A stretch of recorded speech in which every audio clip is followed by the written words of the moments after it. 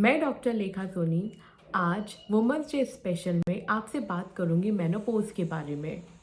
Menopause उम्र का वह पड़ाव है जिसे हर लेडी को फेस करना ही होता है। लेकिन अगर दिमागी तौर पर आप तैयार हैं, अगर आपको पता है कि शरीर के अंदर शारीरिक और मानसिक बदलाव क्या होने वाले हैं, तो थोड़ा सफ़र आसान हो जाता है। तो आज इस वीडियो में मैं आपको रूबरू कराऊंगी कुछ इन्हीं शारीरिक और मानसिक बदलाव और इसी के साथ आयुर्वेदिक इलाज के बारे में। तो अब बात करते हैं कि आखिर वह कौन से शारीरिक और मानसिक बदलाव आप अपने शरीर के अंदर 40 से 45 की एज में महसूस कर सकते हैं। ज़्यादातर महिलाओं को मेनोपॉज की स्टार्टिंग पीरियड्स के इरेगुलरिटी से स्टार्ट होती है। पीरियड्स इरेगुलर रहते हैं या फिर जो ब्लीडिंग है वह ज़्यादा या कम हो जाती है। हॉट फ्लैशेस का महसूस करना, मतलब एसी या फैन के अंदर भी शरीर के अंदर बहुत ज़्यादा पसीना आता है और बहुत ज़्यादा एकदम से गर्मी लगती है। बहुत ज़्यादा ब्लोटिंग यानी कि डकारे आना, पेट का फूलना और इंडाइजेशन जैसी परेशानी भी मेनोपॉज के सिम्टम्स में इंक्लूडेड है। स्किन बहुत ज़्यादा ड्राई हो जाती है और जो प्राइवेट पार्ट्स हैं वहाँ पर बहुत ज़्यादा ईचिंग और बहुत ज़्यादा ड्राइनेस फील होती है। टॉयलेट में भी बहुत ज़्यादा अर्जेंसी होती है, एकदम से टॉयलेट आता है और कभी कभी लीक की परेशानी भी कुछ महिलाएं फील करती हैं। महिलाओं के जब पीरियड्स आ रहे होते हैं तब बॉडी के अंदर इस्ट्रोजन नाम का हार्मोन बॉडी को हेल्दी बनाने में मदद रखता है, लेकिन वहीं मेनोपॉज के अंदर इस्ट्रोजन नाम के हार्मोन की कमी के कारण हड्डियां पोली हो जाती है, हड्डियों में से कैल्शियम निकलने लगता है और ऑस्टियोआर्थराइटिस जैसी परेशानियां स्टार्ट होने लगती है। ऑस्टियोपोरोसिस मतलब हड्डियों का पोला हो जाना, ऑस्टियोआर्थराइटिस जॉइंट्स में सूजन होना। ऐसे में जॉइंट्स बहुत ज़्यादा दर्द होने लगते हैं और चलने में भी बहुत डिफ़िकल्टी महसूस होती है। तो अब बात करते हैं मानसिक बदलाव के बारे में। बहुत ज़्यादा लेडीज़ मेनोपॉज में इरिटेशन, घबराहट, बहुत ज़्यादा नेगेटिव थॉट्स आना, इस तरह की परेशानियां फेस करती है। पंचकर्मा प्रोसीजर्स मेनोपॉज को डील करने के लिए बेस्ट होती है। इसके अंदर सबसे पहले हम बात करते हैं नस्सी के बारे में। जितने भी बॉडी के अंदर हार्मोन का डिसबैलेंस है और जितने भी मेंटल इश्यूज आ रहे हैं, इरिटेबिलिटी, मूड स्विंग्स, नस से बहुत अच्छे से हैंडल किए जा सकते हैं।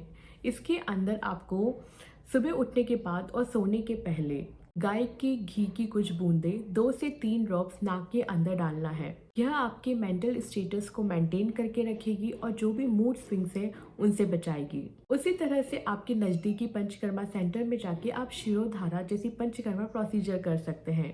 यह आपके माइंड को रिलैक्स करेगी और जो भी बॉडी के अंदर मेनोपॉज के दौरान होने वाले हार्मोनल डिसबैलेंस को रेगुलेट करेगी।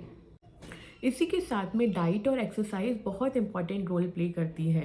डाइट के अंदर आप फ्रूट्स और सैलेड का इंटेक बहुत अच्छे से करें और वहीं एक्सरसाइज और योगा में आप अनुलोम विलोम, प्राणायाम जैसी कुछ योगा आसन कर सकते हैं।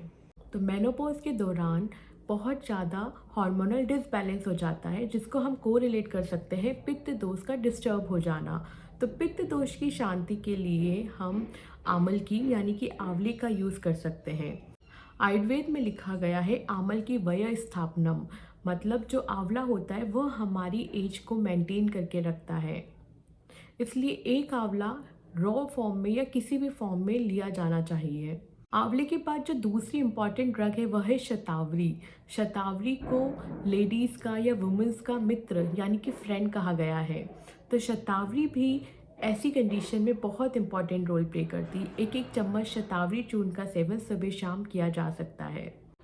ब्राह्मी, शंखपुष्पी, तगर जैसी कुछ मेडिसिन्स होती हैं जो डायरेक्टली हमारे ब्रेन में जाकर इफ़ेक्ट करती है और हमारी जो इरिटेशन, मूड स्विंग्स को अच्छे से रेगुलेट करती हैं। प्राइवेट पार्ट्स में बहुत ज़्यादा ड्राइनेस के लिए आयुर्वेद में एक प्रोसीजर होती है जिसे योनि पीचो कहा जाता है। इसके अंदर कॉटन के अंदर कुछ मेडिकेटेड ऑयल जैसे चंदनपला, लाक्षादी ऑयल को डिप करके आप अपने प्राइवेट पार्ट में इंसर्ट करके 2-3 घंटे छोड़ दें। उसके बाद कॉटन को निकाल लें। इससे जो प्राइवेट पार्ट की ड्राइनेस है वो काफ़ी हद तक कम होती है। बहुत सारी दवाइयाँ हैं जो हमारी बोन्स को मेंटेन करके रखती हैं, जो नेचुरल वे में कैल्शियम बॉडी के अंदर प्रोवाइड करती है, जैसे कामधुधा, मुक्ता पिष्टी, मुक्ता शुक्ति भस्म। यह सब मेडिसिन्स नेचुरल वे में बोन्स की कैल्शियम लेवल को मेंटेन करके रखती है। तो अपनी आयुर्वेदिक फिजिशियन से कांटेक्ट करके आप इन मेडिसिन्स को लेकर अपनी बोन हेल्थ को भी मेनोपॉज के वक्त मेंटेन कर सकते हैं। सबसे ज़्यादा परेशानी मेनोपॉज के अंदर बहुत ज़्यादा ब्लीडिंग के कारण होती है।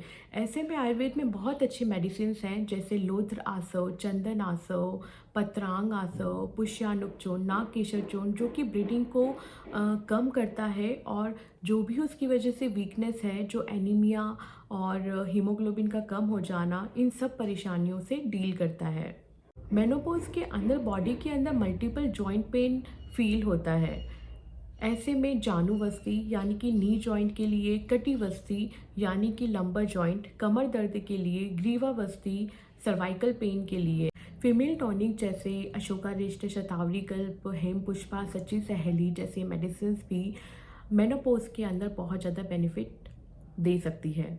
तो कुछ इस तरह से आयुर्वेद के अंदर जाकर आप अपने मेनोपॉज फेज को बहुत अच्छे से डील कर सकते हैं। लेकिन सबसे इम्पॉर्टेंट बात यह है कि यह सारी की सारी जो मेडिसिन्स मैंने आपको बताई है वह सब किसी आयुर्वेदिक फिजिशियन से पूछ कर ही आपको लेना चाहिए, क्योंकि आयुर्वेद के अंदर डोज बहुत इंपॉर्टेंट रोल प्ले करता है और हर किसी की अपनी अपनी एक यूनिक प्रकृति होती है और प्रकृति के अनुसार ही आपके डॉक्टर यह डिसाइड करते हैं कि किसको कितनी डोज लेनी है। आई होप यह वीडियो आपके लिए बहुत ज़्यादा बेनिफिशियल होगा। कुछ इसी तरह के वीडियो के लिए आप सब्सक्राइब करें मेरा channel Ayurlekha. Thank you so much.